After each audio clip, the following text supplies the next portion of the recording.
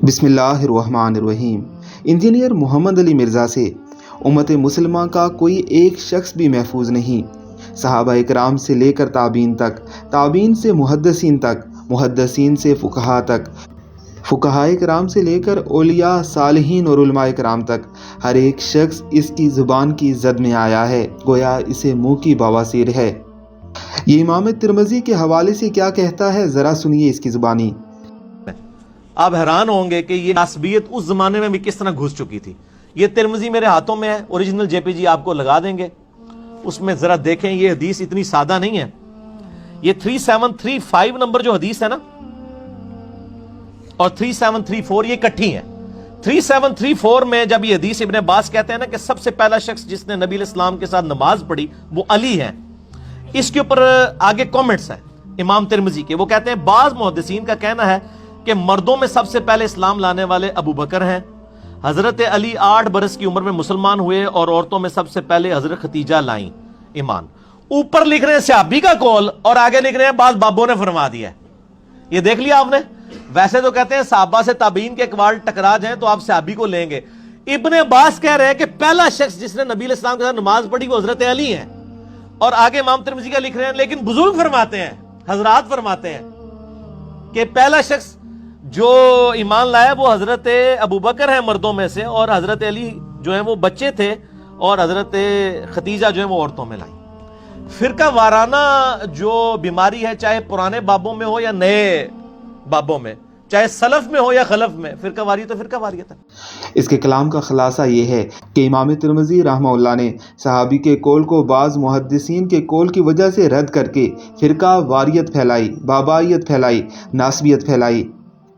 امام ترمذی رحمہ اللہ نے جو کہا ہے کہ بعض اہل علم کا قول ہے کہ ابو بکر پہلے ایمان لائے، یہ محض محدثین کا قول نہیں بلکہ صحابہ کرام اور تابعین اسلاف کا قول ہے۔ امام ترمذی نے محدثین نہیں کہا بلکہ اہل علم کہا ہے۔ اہل علم میں صحابہ، تابعین، بعد کے سلف سب شامل ہیں۔ بعض صحابہ کرام کا فرمان ہے کہ سیدنا صدیق اکبر رضی اللہ تعالی عنہ سب سے پہلے ایمان لائے، جس کے چند حوالہ جات ہم آپ کے سامنے رکھ رہے ہیں۔ صحابی رسول سیدنا ابن عباس اور صحابی رسول سیدنا حسان بن ثابت رضی اللہ تعالی عنہما کا قول سنیے۔ سیدنا ابن عباس رضی اللہ تعالی عنہ سے پوچھا گیا کہ سب سے پہلے اسلام کون لایا؟ فرمایا، کیا تم نے حسان بن ثابت کا قول نہیں سنا؟ صحابی حضرت حسان بن ثابت نے سیدنا ابو بکر کی تاریخ میں اشعار کہے جن میں کہا کہ ابو بکر سب سے پہلے ایمان لائے۔ یہ المصنف میں 36,584 نمبر پر، طبرانی کبیر میں روایت نمبر 12,562 اور مستدرک الحاکم میں 4,414 نمبر پر موجود ہے۔ صحابی رسول سیدنا ابو سعید خدری رضی اللہ تعالی عنہ اور خود صحابی سیدنا ابو بکر صدیق رضی اللہ تعالی عنہ کا قول ملاحظہ کیجئے۔ حضرت سیدنا ابو سعید خدری فرماتے ہیں کہ سیدنا ابو بکر صدیق رضی اللہ تعالی عنہ نے فرمایا کہ کیا تمہیں معلوم نہیں کہ سب سے پہلے ایمان کون لایا؟ اسے صحیح ابن حبان میں روایت نمبر 6863 کے تحت نقل کیا گیا ہے، اور اوائل ابن عاصم میں 72 نمبر پر نقل کیا گیا ہے۔ صحابیہ سیدنا اسماء بنت ابی بکر کا قول دیکھیے کہ سیدنا اسماء بنت ابو بکر فرماتی ہیں کہ سب سے پہلے میرے والد یعنی صدیق اکبر ایمان لائے۔ طبقات کبریٰ جلد نمبر 3 حدیث نمبر 128۔ امام احمد بن حنبل روایت کرتے ہیں کہ امام شعبہ نے سیدنا ابن عباس سے سوال کیا کہ سب سے پہلے ایمان کون لایا؟ تو سیدنا ابن عباس نے فرمایا سیدنا صدیق اکبر۔ یہ روایت فضائل صحابہ 103 نمبر پر موجود ہے۔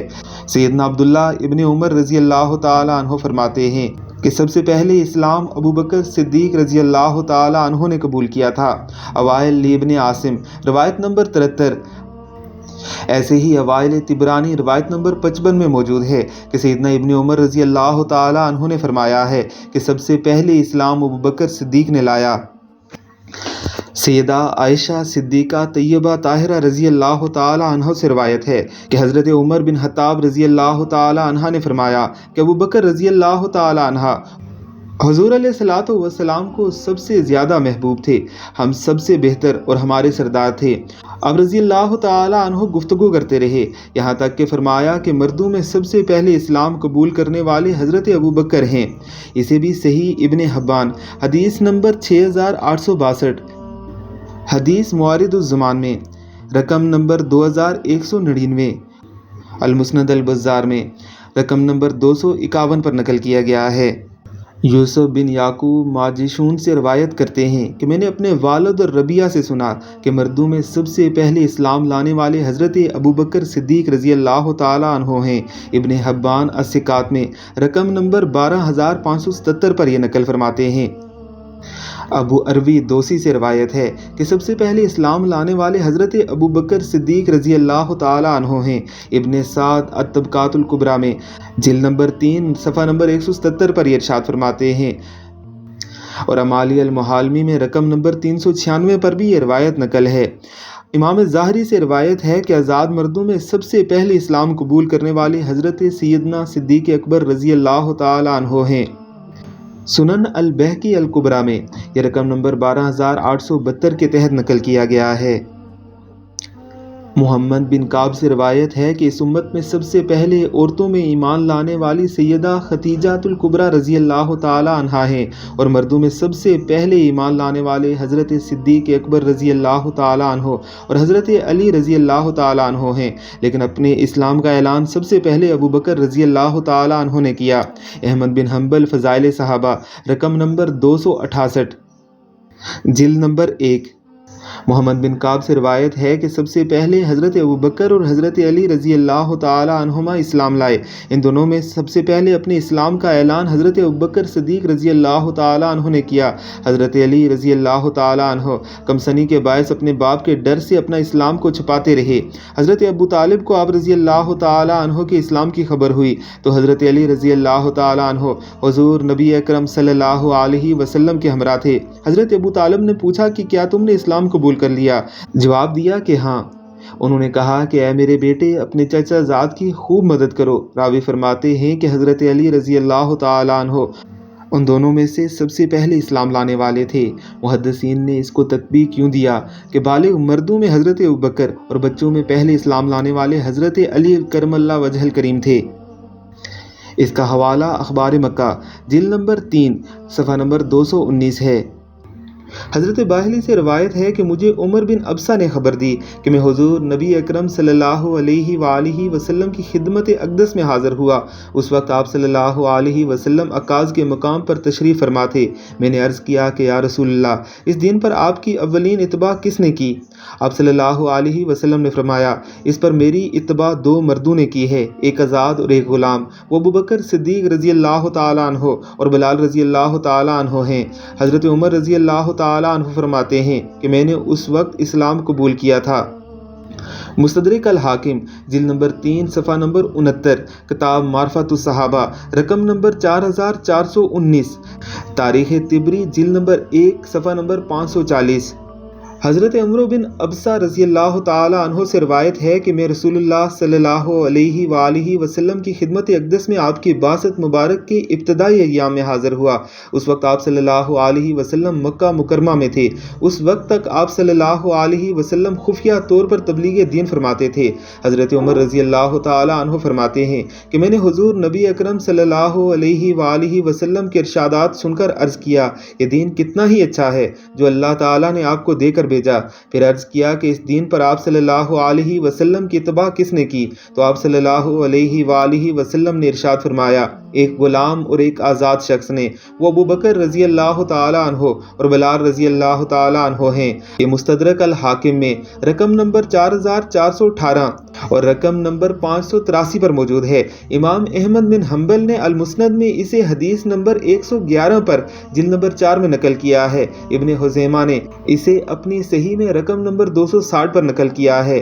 امام طبرانی نے مسند الشامیین میں رقم نمبر 1410 پر اسے نقل کیا ہے، اور امام بہقی نے اسے السنن الصغریٰ میں رقم نمبر 959 پر نقل کیا ہے۔ حضرت حمام بن حارث رضی اللہ تعالی عنہ سے روایت ہے کہ میں نے حضرت عمار بن یاسر رضی اللہ تعالی عنہ کو فرماتے ہوئے سنا کہ میں نے حضور نبی اکرم صلی اللہ علیہ وآلہ وسلم کو اس دور میں دیکھا جب آپ صلی اللہ علیہ وسلم کے ہمراہ 5 غلام، 2 عورتیں اور حضرت ابوبکر صدیق رضی اللہ تعالی عنہ کے علاوہ کوئی نہ تھا۔